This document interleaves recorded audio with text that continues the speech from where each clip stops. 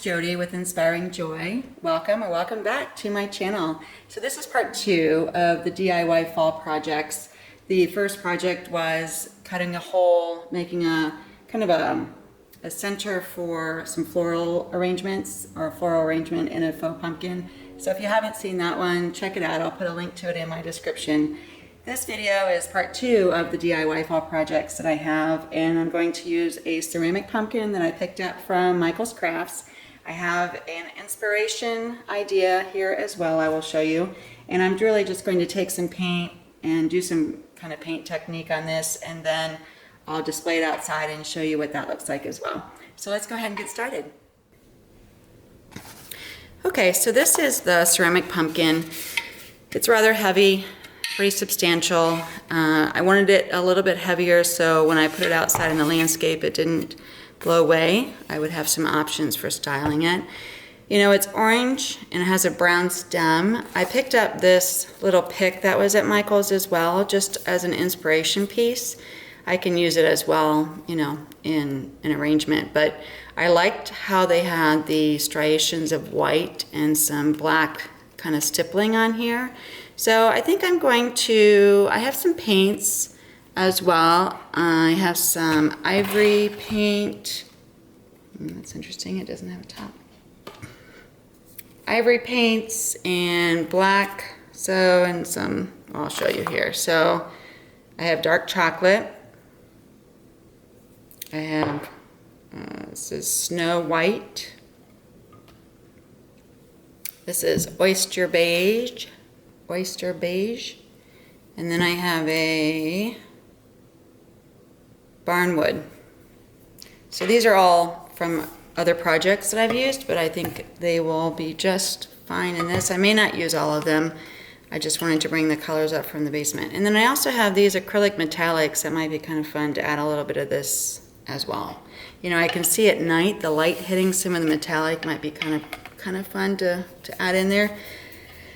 I don't have my black up here, but that's okay. I think I can use my dark chocolate. So let me set up my paints on my plate here.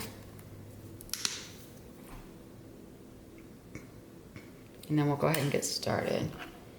So I'm going to use the Oyster Beige. I don't think I need a whole lot, just enough. I'm going to put the Oyster Beige in the center lines here, kind of in the grooves. Add some dimension there. And then I'll use the brown and just do little dots of brown. And then maybe a little metallic of this yellow here. All right, let's see how it goes. I have not done this type of thing before. Sometimes I'm kind of blazing my own new trail at times when I do crafts. So but that's the fun part. So I'm going to get some water in my solo cup so I can wet down my brush, and then we'll get started. So I needed to take another day between showing you the original pumpkin and doing the paint detail. And so I tried out a couple of other paint techniques and didn't really care for them while I was working on the next day video. So I wiped off most of the other paint, but what I'm going to do now is I'm going to use the beige, the Oyster Beige, the Barnwood, and a little bit of the metallic, I'm not sure what color this is, but the acrylic metallic Master's Touch paint. So I'm going to use it, and I have a brown and a black as well. So I'm going to first start out by doing Oyster Beige there, and a little bit of that Barnwood, and then a touch of that gold. And just kind of go through and do a little bit of all three paints down the creases here of the pumpkin. And I'm not making it perfect if some of the paint doesn't connect, you know, completely connect, such as in here. I kind of like that look where it's not completely painted or perfect. So I'm going back through here and again taking the gold, the beige, and the Barnwood combining all three to give it just a little bit of a different color, so it's not just one of one color. And I think that gives it a little bit of dimension. And again, this is my inspiration pick, and some of these are more refined and defined, and some of them are a little lighter and a little darker, and they kind of vary in there, so there's nothing wrong with just kind of smattering through here. So now I'm going to go ahead and add a few of the white dots that I see. I think I use my smaller brush for that. I have two different size brushes, and I think I'm just going to use the beige on that and just do little dots here and there. So I'll go ahead and finish up the technique, and I'll show you the finished product here in just a moment.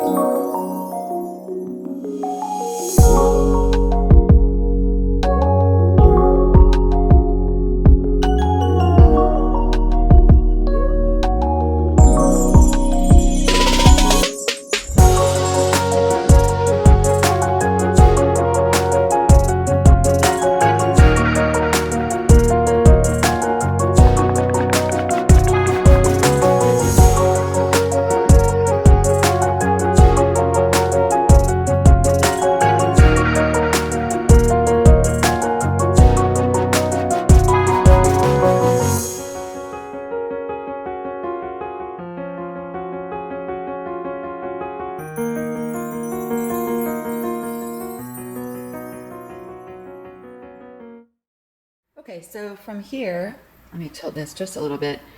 I created some dimension here at the top. So this particular pick has sort of, try to get a good angle here on the camera. So it has some darks and lights. So the top area around the stem appears to be sort of a dark orange, and then it fades to sort of a lighter orange. So I wanted to also create some of that effect. So, and bear with me, I am not an artist at all, but I do enjoy digging into paints and trying new things. So I wanted to try this and kind of create or recreate this inspiration. Slide that over just a bit. Okay, so mine, I added some browns, some dots of black, dots of beige. The lines are the gold, the beige, and the barnwood. And then the brown, like I said, I kind of made it a little bit more heavy towards around the top, around the stem, just because I wanted to show that depth and dimension. And I think I achieved it. And I wanted to show some of the orange similarly. So this has the orange here at the bottom, and then you can see the lines. And coming up, you see the top. Okay, so at this point, I'm going to take the pumpkin outside. I also have a second pumpkin I picked up today from Marshall's. No, but I picked up today from Michael's Crafts. It is this one, and these are, in my mind, the heirloom style pumpkins.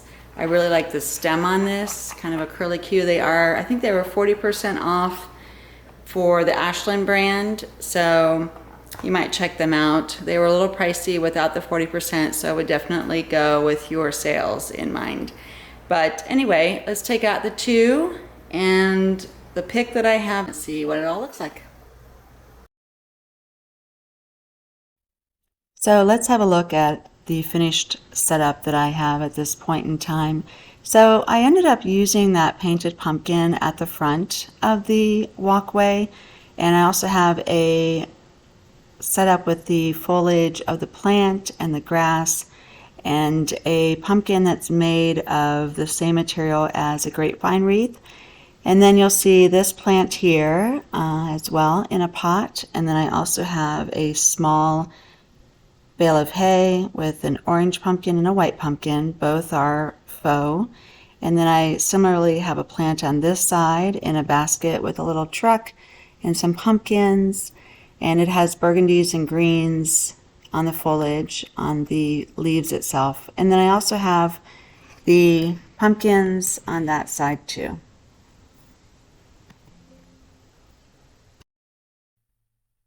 So I also received the wreath in time for this video.